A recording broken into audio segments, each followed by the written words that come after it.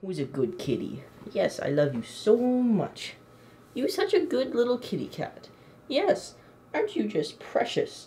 Aren't you just... Oh no, I'm going to die.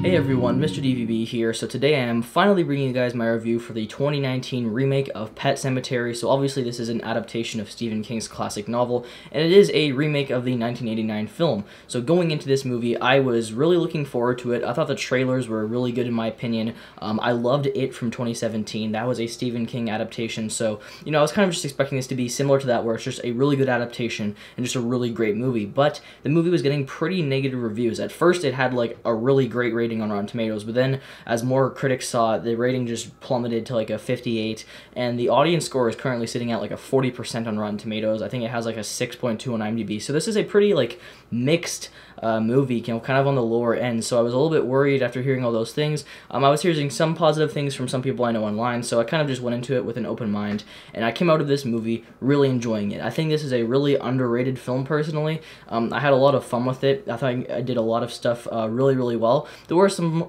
flaws for sure, but overall I thought this was a really enjoyable horror movie. And speaking of horror films, my background finally makes sense, except for like Shazam and Aquaman, because I always have like It and Halloween behind me, and you know, it doesn't make sense to have those posters behind me when I'm reviewing like a superhero movie, so finally those things actually make sense, although you can't really see them because yeah, the two posters are in view.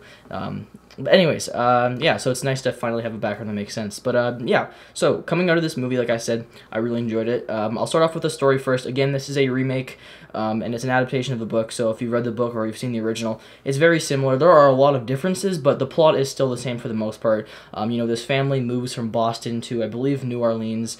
They're just looking for a change of pace with their jobs and everything so they can have a better life and spend more time with their kids. There's a cemetery for dead pets where people bury all their pets and that kind of stuff, and once a cat gets run over, they put it in there, it comes back to life as like kind of like a zombie almost, and then stuff happens and you know it leads to other things dying and being resurrected. So that's basically the story of this movie, and like I said, I just really like this. I think the first thing that works really well about this is the main characters, like the family. I actually cared for them. I think that was one aspect that they handled really well, because I honestly think that Jason Clarke as an actor is good, but I find a lot of the time he kind of plays like uninteresting and boring characters without that much personality. And I liked him in this. I mean, I thought he was really good. I liked just the whole family dynamic in this. They did a good job of making you care for the family, especially the two little kids. They were very cute. So, you know, when stuff happens, you feel bad. So they did a good job of making you care for the kids and the family in general. So that was one aspect that I think they definitely nailed. I also thought John Lithgow was fantastic in this movie. He's a great actor. I always like him in these films. He's just really likable, and he was fantastic in this. I really liked his performance. I wish there was a little bit more of his character in the movie, but, you know, for what he was there, you know, he was great. I thought all the scenes with him were fantastic.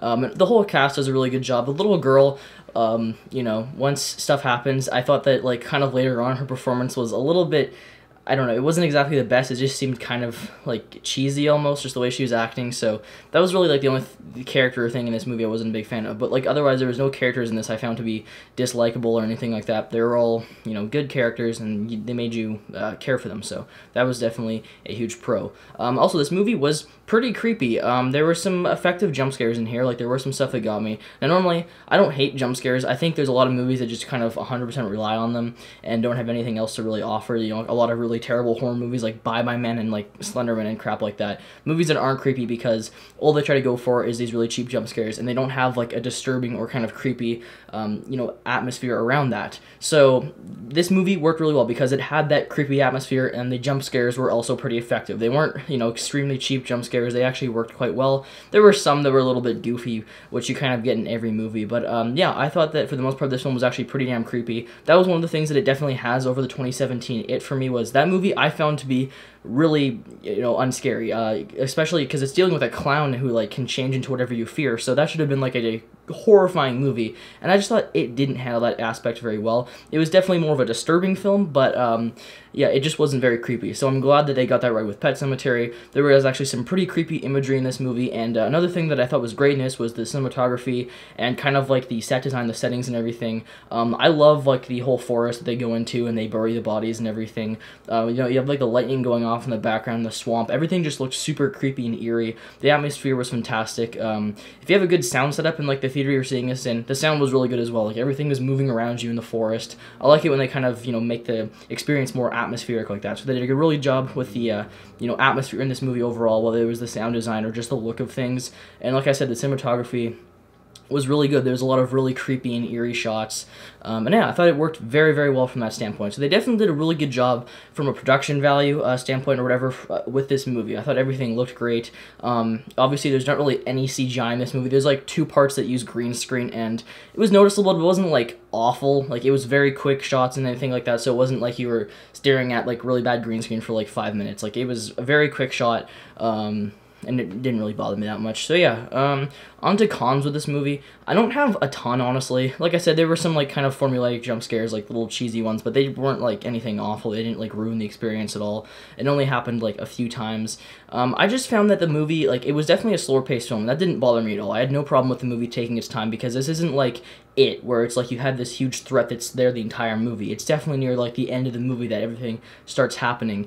And that was one of my things with this movie. I kind of felt like once the bad stuff starts happening, it just kind of felt rushed, honestly. It kind of just happened within like 20 or so minutes, where they could have easily extended it by like another 15 and kind of set up things a little bit more, kind of extend the movie a bit. I just felt like it kind of just happened. Like it was just like, okay, here's the final act, and everything happens in like 15 minutes, and I don't know, I feel like it could have been like, extended a little bit, because like I said, a lot of this movie is kind of building up the atmosphere and everything, which it did really well. I just think they could have extended that final act by like a good 15 minutes just to kind of make things, feel like it's really worth the wait and everything. Not that it wasn't worth the wait, it just, like I said, could have been a little bit longer. That was really my only flaw with this movie. I kind of wanted to see a little bit more of the forest, just because those parts were those were definitely the creepiest and most atmospheric moments. I haven't seen the original since 2013, so I really can't tell you like which version I like more. I probably think I prefer this one. There were some things in that original that I remember were pretty creepy as well, but yeah, I think this was a really good remake. Definitely worth the wait in my opinion. I'm surprised it has like a 41%, like audience-wise. If any of you guys below did not like this movie, let me know why, because I'm kind of confused on like the hate for this movie. There was one thing that was really stupid, which is the credits. The music in the credits were awful, but like that doesn't really, I like it when like you have a creepy movie and then the credits play like creepy music. It played like this super like upbeat pop. It is really stupid, but that does not take away from the movie itself. So yeah, overall, I'm gonna give Pet Sematary an 8 out of 10. Like I said, I thought that this was a really creepy and enjoyable film. So there you go, guys. Those are my thoughts on this movie. Avengers Endgame comes out, I'm seeing it on Friday, so cannot wait for that. That's going to be awesome. I may or may not see Hellboy. I don't know. It really depends on like if anybody I know is interested in seeing it, because I can't go see it by myself. It's like 18A here. So, yeah. Anyways, there you go, guys. Those are my thoughts on Pet Sematary. So I'll see you guys next time. Bye.